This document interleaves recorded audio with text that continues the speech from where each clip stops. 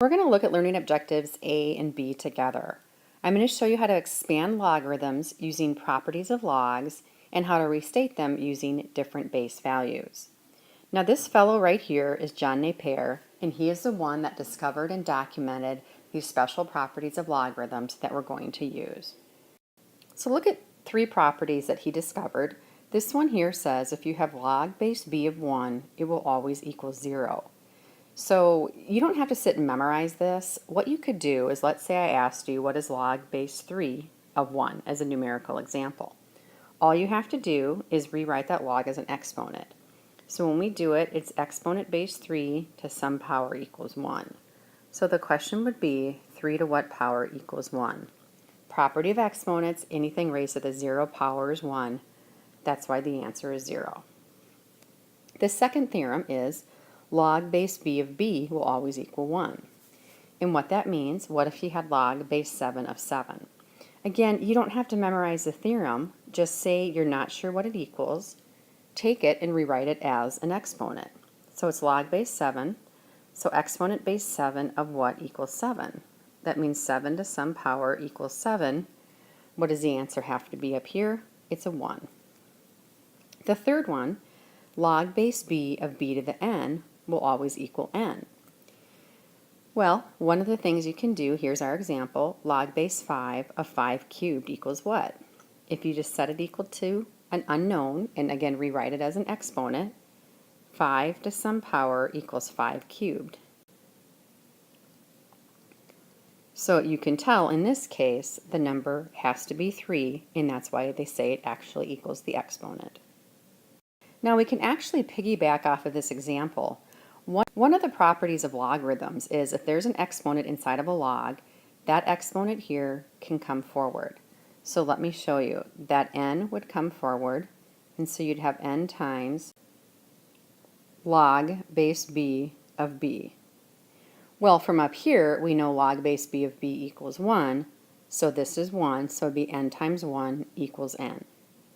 Well, let's use that with our numerical example here. What I would do is this 3 would come forward, so I'm actually going to write this down here. The little 3 would come forward, so you'd have 3 times log base 5 of 5. Log base 5 of 5 is 1, 1 times 3 is our answer of 3 still. So that's just a fourth type of property. Now let's look at this example down here in the corner. It wants to evaluate log base 2 of 32. Let's just go back like we did earlier in the chapter and say it equals something, and I'm just going to rewrite it as an exponent. So 2 to some power is 32. Now you might have to think about it a little bit, but it's going to be 2 to the 5th power, so the answer here is 5. So remember, if you don't see that these properties actually apply, just always revert and take a log and write it as an exponent to see if it helps. Now here is that fourth theorem I talked about in the last slide more formally. All it says is if you have a log with an exponent, you can take the exponent and bring it forward here. Let me show you in these two examples how that theorem would work. Now this first one we can either leave as log base b of 9, or you can actually restate it with exponents. So what they're saying is, wait a second, the number 9 I know could actually be log base b of 3 squared. So if I have that, what can I do? Well, this 2 would actually come forward. So this is the same as 2 times log base b of 3. So these two are actually equivalent statements to each other. This one here would be considered simplified. Now let's look at this next one. We have log base b of 16. Well, 16 can be written as an exponent too. So log base b of 4 squared. In logarithms, the exponents can come forward.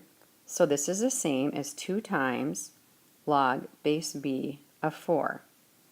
And technically, this answer here is better because it's considered simplified. Now, this theorem here is very handy, and you're going to use it quite a bit with your calculator. It's called the change of base theorem. So you have to be careful in the calculator because there's really only 2 log buttons. There's this log, and then there's the natural log. Remember, this log button is log base 10. They just don't put a little 10 there. So that's the only time you can use the button. Well, what if you have to evaluate a log other than base 10 and you can't do it in your head? Well, this is the theorem we're going to use, and I'll show you what it means. But let's look at this one first. This is log base 5 of 71. And if I try to figure it out, I'm going to say it equals something, and I'll rewrite it. So it's going to say 5 to some power equals 71. Now if I think about it, 5 squared is 25. 5 cubed is 125. So I know it's somewhere between 2 and 3. If I put a 2 in here, it's going to be too small. A 3 in here is too big. So the answer is between 2 and 3, but I can't figure it out in my head. Well, all you have to do is use your calculator. And how the base change theorem works is this. You're going to write the log of the 71 divided by the log of the actual base. Now these two logs here are the base 10 button. So all you have to do in your calculator is type log of 71 divided by the log of 5. And when you do that, you will get approximately 2.649, which makes sense because we said the exponent 2 is too small, 3 is too big. It's somewhere in between. Now, be careful when you type this in. People will always struggle, which one do you do first? Is 71 on the top or 5 on the bottom? The base of the logarithm is always the one that goes on the bottom. It has nothing to do with the value that this is 71 and that's 5. So always do the log of the little number on the bottom and the log of the physically larger written number on the top. Two more theorems we're going to look at. One is the product theorem of logs and then the quotient theorem. Now remember, logarithms are just another form of exponents. So they have the same properties. If you think about exponents, if you were to multiply b to the m times b to the n, you would add the exponents. For example, b cubed times b to the 4th, you would add these exponents, and it's b to the 7th. So multiplication in the exponent world here actually means to add. Same thing. If you have a log of two numbers that are being multiplied together, you can actually pull them apart into addition. So the log of x times y can become log of x plus the log of y. Now the quotient rule, if you look at exponents, if we have b to the m divided by b to the n, you would have subtracted the exponents. A number example, b to the 4th divided by b cubed, you would say is b to the 1st. So what we're seeing in exponent world is that division is the same as subtraction. So what you do here, if you have log of x divided by y, you can pull them apart and you can write log of x minus the log of y. We are going to use these two theorems quite a bit. We're either going to have one log and have to expand it out and pull it apart, or they're going to give us these multiple logs together and they're going to say condense it into one logarithm. So know again, multiply is add, division is subtraction. So in learning objective A, I'm going to show you how to expand logarithms using the properties of exponents. So if we look at this one right here, this is a natural log, so it's log base e. And remember in the property of exponents and logarithms, when you see multiplication, you can reverse it into addition, and when you see division, you reverse it into subtraction. So all you have to do is I'm first going to pull this apart here, the divided by 5, and I'm going to keep it as natural log of 3x, and then do minus natural log of 5. Now the 3 and the x can be pulled apart, so this is multiplication, which can be pulled apart into addition. So do natural log of 3 plus the natural log of x minus the natural log of 5.